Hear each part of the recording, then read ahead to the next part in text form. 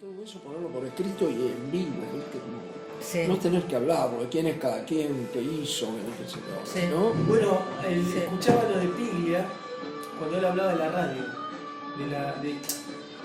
Hablaba de la radio Sí. cuando nació, o los primeros años de la radio, y después hablaba de los primeros años de la tecnología. Sí, En los primeros años de algo que era tan fantástico y que no se sabía para qué se podía usar. el grabador, todo. Esto que estamos diciendo ahora, no sabíamos para qué se podía usar. Hoy tuve una conferencia dedicada al Bueno, grabador. todavía no se sabe tampoco mucho, Bueno, vamos sí, descubriendo. Algunos descubrieron que se pueden. Sí, pero digo, es un descubrimiento porque esta tecnología tiene miles de aplicaciones. Sí. Yo creo que es un poco como el cerebro humano, ¿no? Que dicen que uno no utiliza un porcentaje muy pequeño de la capacidad que tiene su cerebro. Se refería a eso. Cuando apenas nace el cine, las experimentaciones de lo que se podía hacer con el celuloide eran las primeras, y por ser las primeras. Carlos, voy a- Ajá. Ya estamos. Voy a, ¿cómo se llama? A ver, interesar a mi sobrino. Mi sobrino es ingeniero en software. Voy a interesarlo para Dale, que le nos decimos. empiece a tirar. Ahora ya empezamos, ya estamos al Sí, aire. aprovechamos para saludar a las personas que empiezan a sumarse. ¿Le vas a hablar del software al sobrino? ¿Software Sí, que claro. es? ¿El sonido? Ya. Sí. Bueno, a eso se refería, como lo primero es para experimentar, y cuando se sabe el alcance ya aparece, bueno, usémoslo para... Sí, sí. Aunque siempre se está descubriendo algo nuevo.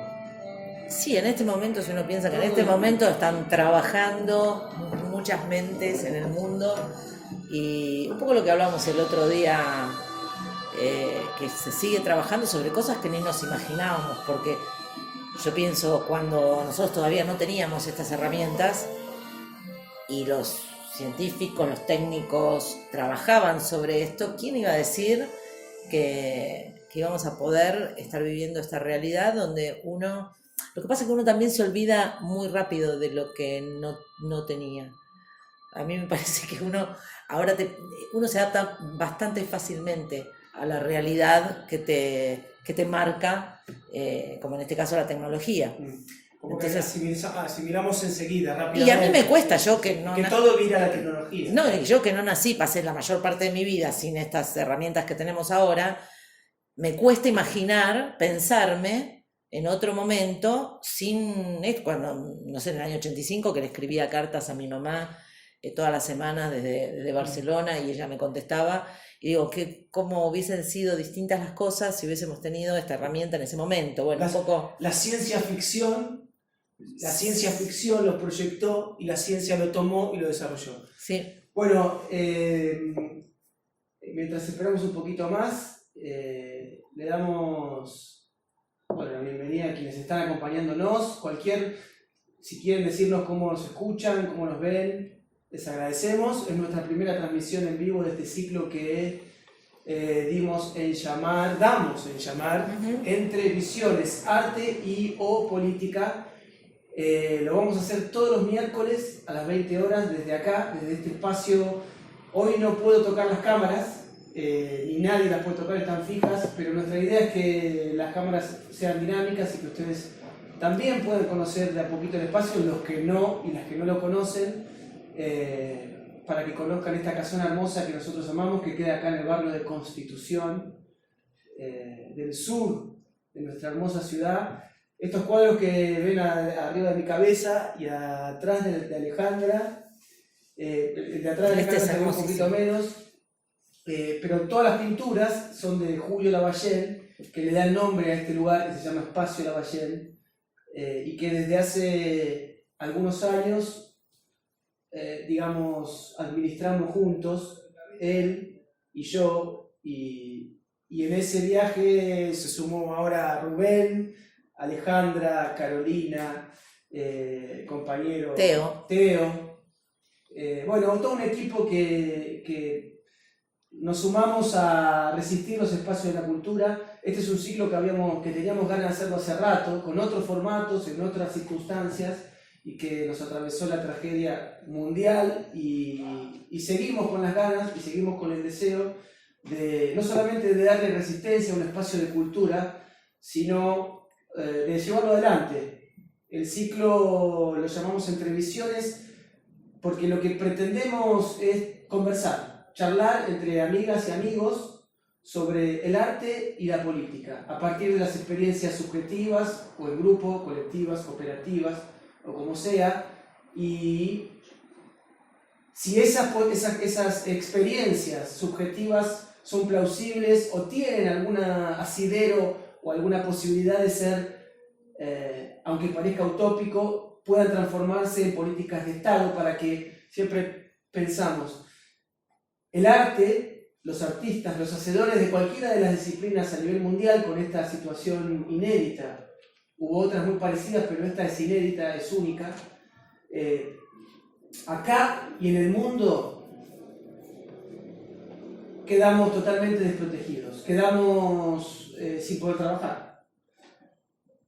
Quizás sí haciendo nuestras cosas encerrados o en otra instancia de la creación, pero respecto del trabajo sin posibilidades. La mayoría de los artistas requieren del público para que la obra empiece a nacer. Lo digo desde el lugar de actor que soy, nos acompaña nuestra amiga actriz también, Rubén, que también, bueno, después él hablará sobre su profesión, o cada quien sobre cada quien, pero la escritura, quizás el arte plástico tiene otros medios de producción, pero también requiere del público. Y como el público, y como en este momento tan difícil que atravesamos en este suelo, nos tenemos que cuidar y el público no puede participar presencialmente de las actividades preservando la salud colectiva,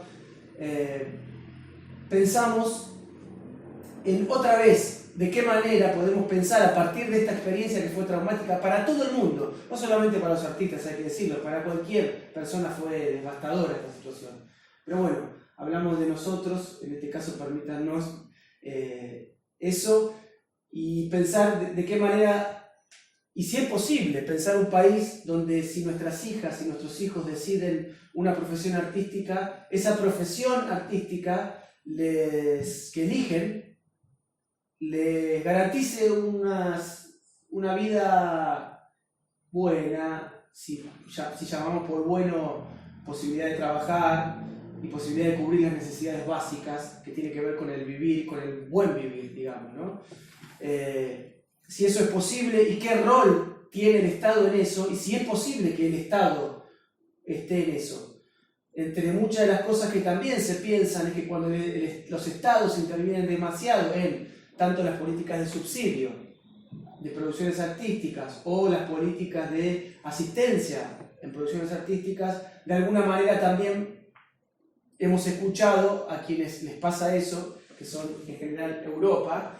Eso atenta muchas veces contra la productividad libertaria del arte, ¿no? Estas son preguntas que hago para después compartir acá, sí, charlar entre nosotros. Lo que pasa, sí. Que ¿querías redondear o sí, puedo decir algo?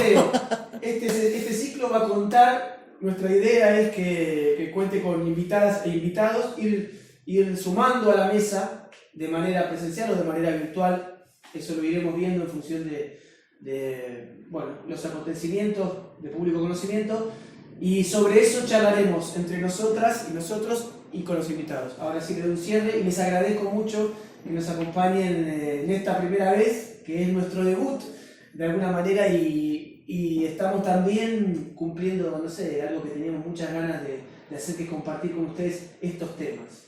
Sí, también encontrarnos, yo creo que está bueno resaltar algunos valores que hoy tenemos que sostener más que otras cosas, como puede ser los encuentros, el diálogo, la amistad, el estar dispuesto a escuchar, el estar dispuesto a tener una opinión también, porque hay mucha gente que tiene opinión y se muere con esa opinión adentro. Me parece que si nosotros lográramos establecer con respeto algún tipo de estrategia para poder comunicarnos, que va un poco en contra con, según mi parecer, con el aceleramiento con el que todos vivimos. Me parece que tenemos que bajar un par de cambios.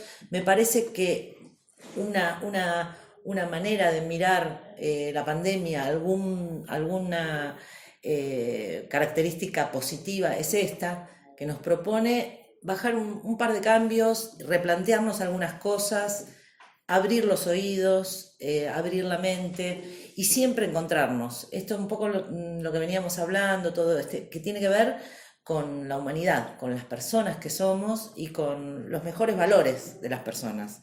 Porque esto no quiere decir, y esto también me gustaría ponerlo en juego, no tiene que ver con que las cosas buenas, las personas estamos constituidas por todo, somos universos.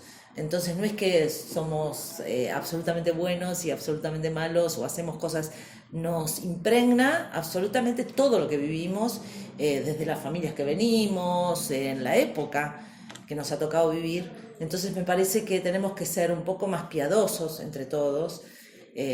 También creo que eso pone en juego la pandemia. No, creo que nos han educado o hemos vivido, la sociedad y la civilización nos ha conformado en jueces de nosotros mismos, permanentes y por cualquier cosa.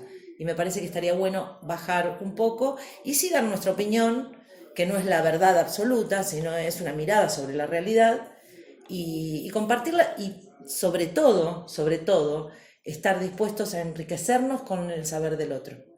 Esto me parece que es hermoso, por lo menos si es lo que quiero. Y también hablando de este espacio que compartimos, también tiene que ver con que nosotros tenemos que lograr fomentar todas las cosas que se nos ocurran para ser un poco más fluidos, mejores, quitarles las etiquetas a las cosas, quitarle el almidón a las cosas, las estructuras estas tan...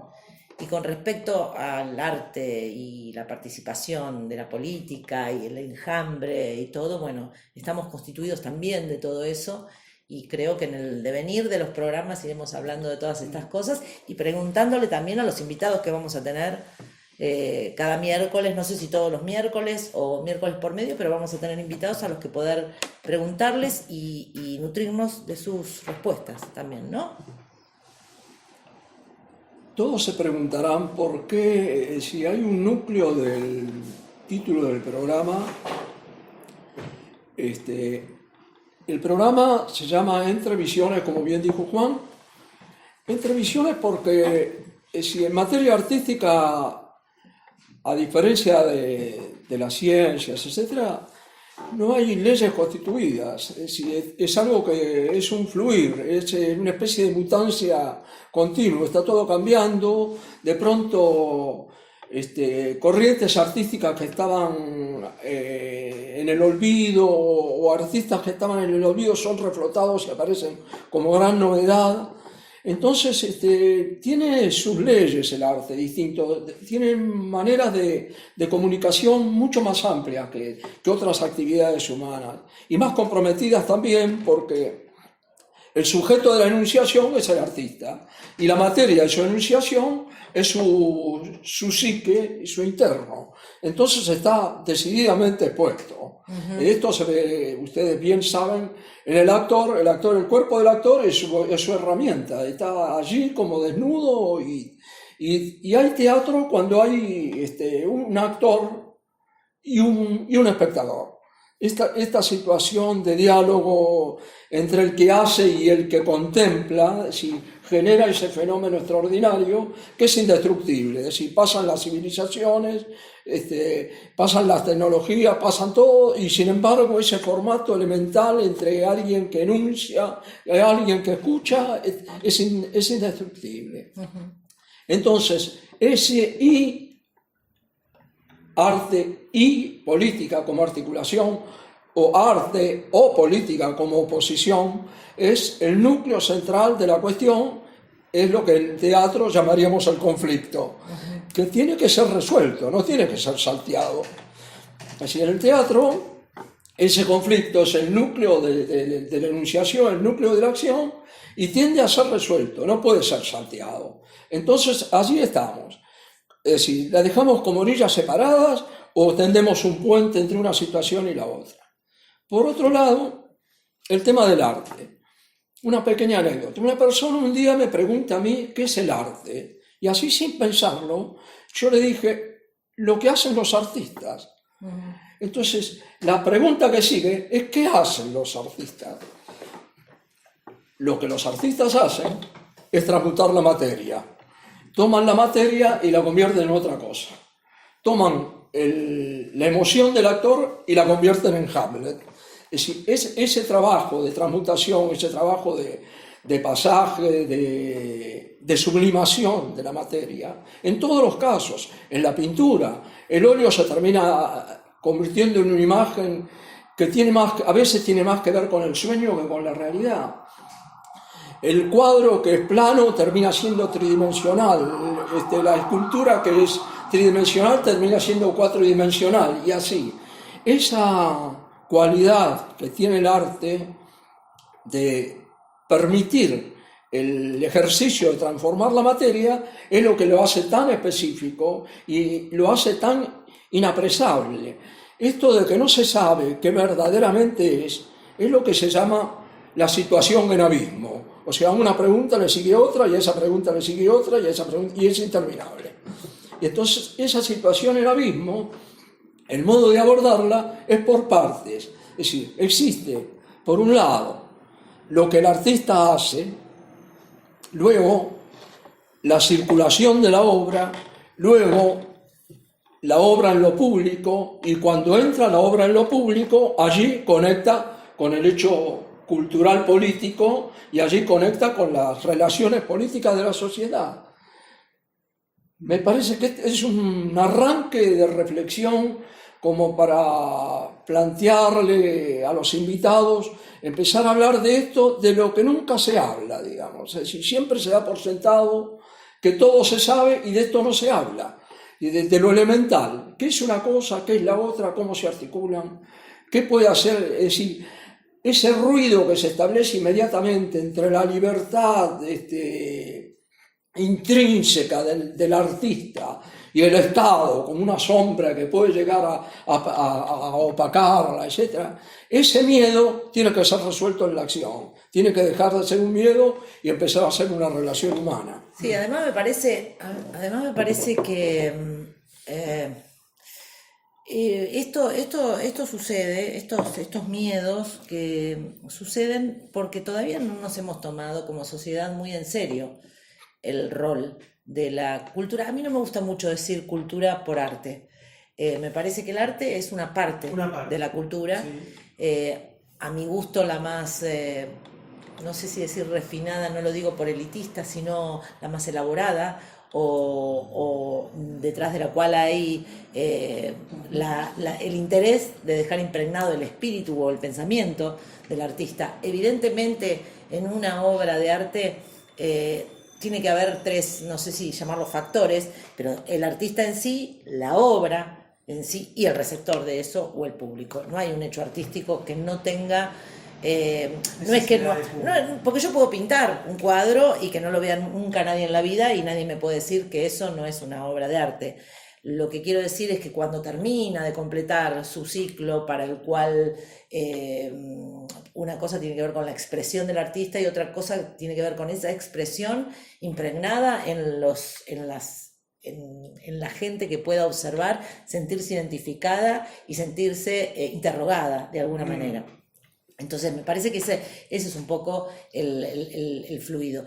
Pero digo, hasta que no nos tomemos en serio que el arte dentro de la cultura cumple un rol fundamental, que es necesaria, que es un derecho, que nosotros tenemos el derecho de ser artistas y de ser receptores de otros artistas, en todos los ámbitos. En todos los ámbitos. Cuando nosotros empecemos a educarnos en ese sentido, me parece que ya vamos a dejar de hacernos tantas preguntas y de cuestionarnos tanto, porque va a ser tan contundente como alimentarte. Entonces, pero eso es un largo camino en el cual tenemos que educarnos entre todos. No solamente los que no están enterados todavía que el arte es importante, sino nosotros en no ser tan... intelectualosos para lo artístico. Me parece que ver esto de las expresiones humanas como parte del arte, que te pueden gustar o no. De esto, mejor dicho, y de muchas otras cosas que tengan que ver en relación con esto, se trata a partir de ahora este ciclo entre visiones. Y yo conecto un poco lo que hablaba recién Alejandra, lo que conversábamos hace una década, un poco más, se volvió a instalar en la Argentina el término de la batalla cultural. Un término que no era de hace una década, sino que era de generaciones más atrás. Si no hay una conciencia de que la cultura nos determina, porque somos todos los seres humanos que habitamos los suelos, productores de símbolos, y esos símbolos tienen que ver con que nos nutrimos de la realidad, de la nuestra, en cada uno de los ámbitos, hablando de Argentina, que es diferente. Nosotros en este barrio, en Constitución, vivimos de una manera totalmente distinta a un barrio de la Patagonia Profunda, ¿no? O del NEA, cualquier barrio de provincia o de la ciudad. Tenemos hábitos diferentes que constituyen símbolos culturales de esos espacios. Entonces, se instaló el término de batalla cultural, pero siempre pienso, ¿terminamos de entender qué significa en términos simples batalla cultural? ¿Qué significan para nosotros, para esta charla? ¿Cómo nosotros, entre amigos de la casa y amigas de la casa, podemos desentrañar? Bueno, ¿quién no quisiera dar una batalla cultural? Sabiendo que, o por lo menos radares nos dicen batalla cultural, defensa de los propios entretejidos que el arte produce, nuestros símbolos, nuestra cultura nos diferencia de otras, por lo tanto nos da identidad social primero, identidad subjetiva, aparte de la identidad de biológica. Pero yo creo que también es un término que tenemos que desentrañar acá conversando, ¿sí? Alejandra decía el término intelectualoide, dijiste intelectualoide. Sí, porque a veces está muy teñido de eso, por lo menos desde mi punto de vista. Bueno, porque está bien eso, como en otros términos, en términos más de barrio, porque estamos en un barrio. Yo soy de barrio. Estamos en Constitución, estamos en un barrio. Sí. Podemos desentrañar para ponernos a pensar realmente cómo podemos instalar la idea de que nos podemos sumar a la batalla cultural, que la política, el sindicalismo puede tomar a la cultura como herramienta central y que la cultura, digo el sindicalismo como decir el propio Estado, y sabemos que las diferencias de los gobiernos en función de la cultura es muy importante. Para algunas personas que estuvieron en el poder hace muy poco, pensaban más el arte, la cultura como el arte relacionado al siglo pasado, es decir, yo creo que ni pensaban en el arte. Sí, porque si vos descentralizás y digamos, yo lo que creo es que si vos desde un lugar de no distribuir ingresos para que los centros culturales no solamente estén en el centro, sino en las periferias, para que en la periferia también pueda haber formación sin tener que acudir al centro que no todos podemos ir al centro. Obvio. Entonces, si vos desalentás eso, decís, no, si hay un artista en el barrio profundo de Misiones, de un barrio de X, a ese artista le vamos a dar una beca y va a ir a Londres, porque demostró ser una gran artista. Sí, y también está la posibilidad, y es la parte por ahí que a mí más me interesa, de que todos tengamos la posibilidad desde niños, desde pequeños, de acceder a una formación, por eso es que en las charlas siempre decimos la materia, artes escénicas, teatro, que figure tanto como música o plástica, en las escuelas primarias, en las escuelas secundarias, porque todos los que dimos clase de teatro alguna vez sabemos que de repente nos llegan muchas personas interesadas. Porque también fue profesora de teatro. No, todos hacemos un poco. Yo no tengo una formación académica y no voy tocando la de, es por acá. Sí, lo que me parece que un maestro hace en el sentido, y no maestro, sino maestro es acercar el conocimiento que adquirió de la manera que lo haya adquirido y ser sincero y honesto con no, yo creo que los actores a veces actuamos de actores y bueno, por lo menos mi propósito en la vida es que la actuación forme parte solamente de mi trabajo, no de lo que tenga que ver con mis relaciones personales, ni de mis vínculos, ni todo lo que no tenga que ver específicamente con interpretar un personaje en una obra, en un programa de televisión, en una película o donde sea, o leer una poesía. Me parece que esa siempre fue mi preocupación, que la actriz no ganara todos los aspectos de mi vida, porque es muy encantador. La actividad. Tener siempre las luces con uno, ¿no? Sí, o no, o inventarte. Yo creo que los actores y las actrices tenemos una propensión a imaginarnos y a rápidamente sumarnos a un sueño, a una idea, a lo que sea. Bueno, dale, sí, vamos. Y me parece que, bueno, que la realidad, en cuanto al escenario y todo eso, está bárbaro porque uno va a decir algo. Ahora, si vos llevas esa actuación a tu vida cotidiana, los vínculos no son reales, porque en realidad uno lo que está haciendo es ficción, uno está inventando. A mí me parece que no tiene que ver con, viste que siempre dicen que los actores, algunos dicen, este miente bárbaro, este es un actor bárbaro, este es un mentiroso. Yo creo que es al revés. Yo creo que los actores y las actrices, o por lo menos mi forma de ver, es tratar de acercarnos a la verdad de ese personaje, a la verdad de su situación, de lo que sintió, aunque sea de otra época, aunque sea una situación que nosotros como personas nunca vamos a vivir, y poder transmitirlo y poder conmover. Ahí está, esto está, yo creo que uno le pone el cuerpo, creo que los actores y las actrices somos valientes y somos generosos en ese sentido. Y creo que los artistas en general tienen estas cualidades. Teniendo en cuenta eso y acordando en que el arte nutre a las sociedades y es como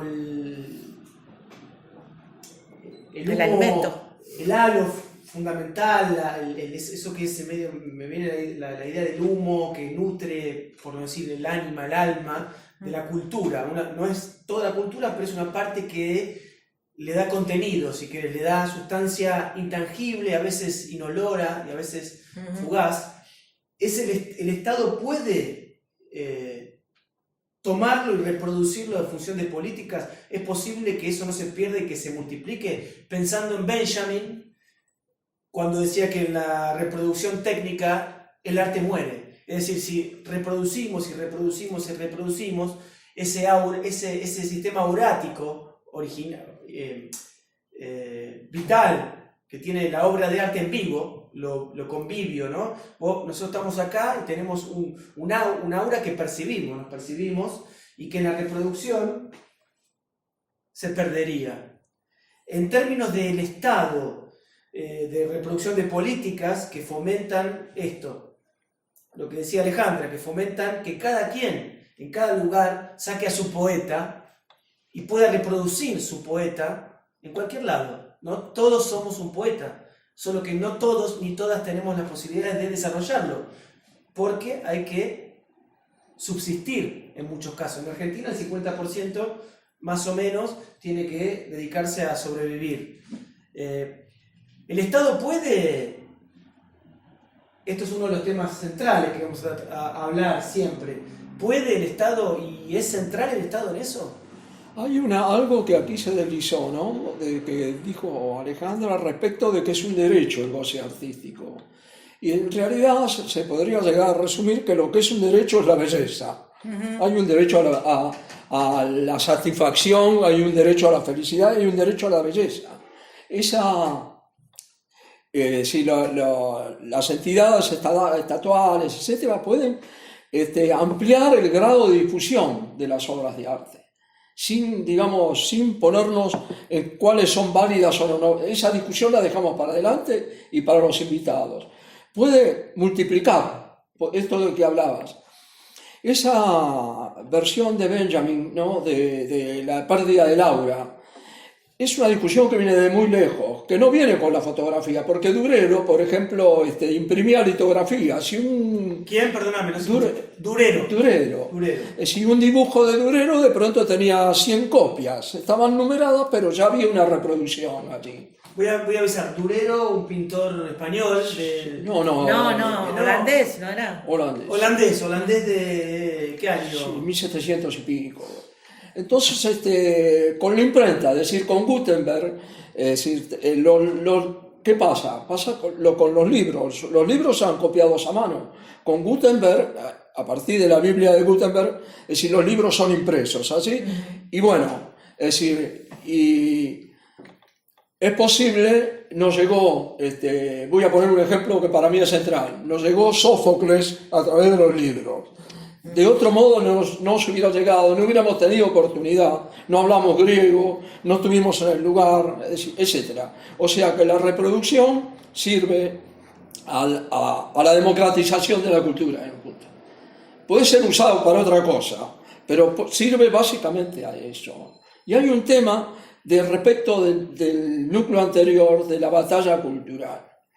El tema de la batalla cultural, lo primero que habría que preguntarse, algo que dijo Alejandra, respecto de la formación, respecto de los condicionamientos terminan generando el gusto.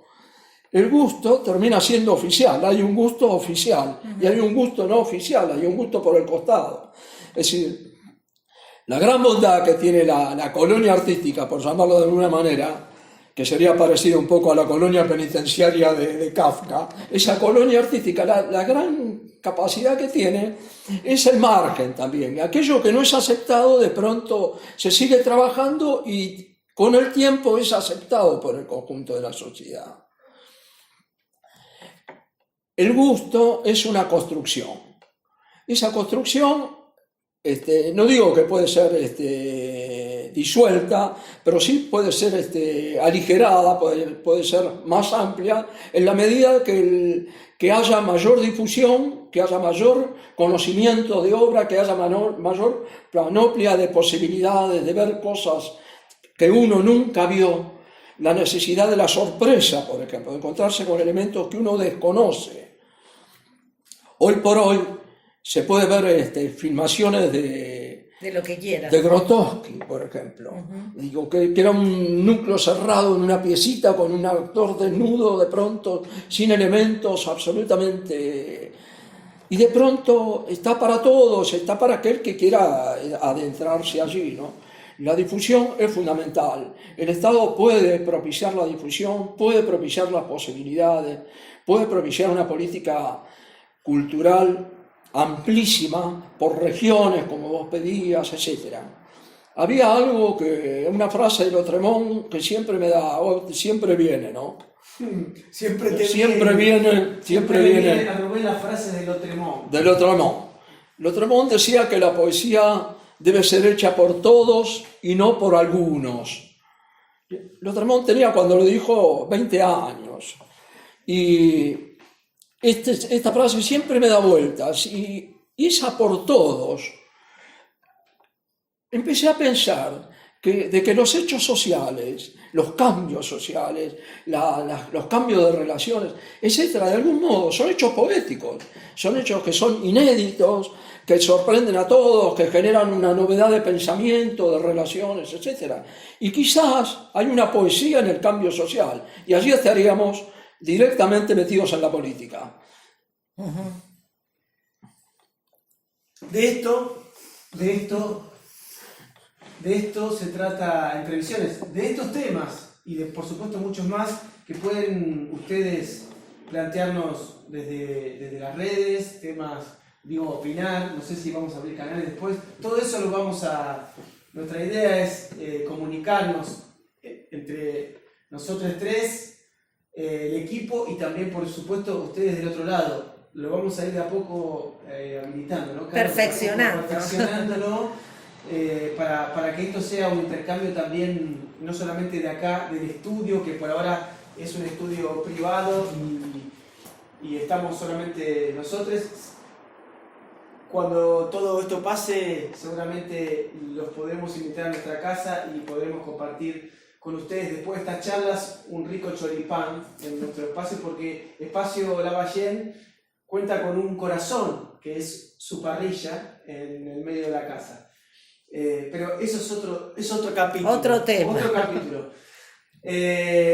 Hace muy poquito escuché a un amigo, un querido amigo, a un maestro que quiero mucho, Pompeyo Audiver, decir, y con esto, si les parece, cerramos, si hay un propósito que tiene la revolución, es la poesía para todas y para todos. Socializar, democratizar la poesía, no tanto para realizarla, sino también como para que podamos escuchar a todas y a todos los poetas. Bueno, muchas gracias por estar acá, gracias Alejandra. Gracias a ustedes, chicos. Gracias Rubén, equipo de producción, Caro y Teo, que hoy se sumó Teo. Gracias Teo. Bueno, gracias, muchas gracias. Chao, gracias. Hasta la próxima. Salud. Salud, Salud por eso. ustedes y salud Siempre con allá. alegría. Salud.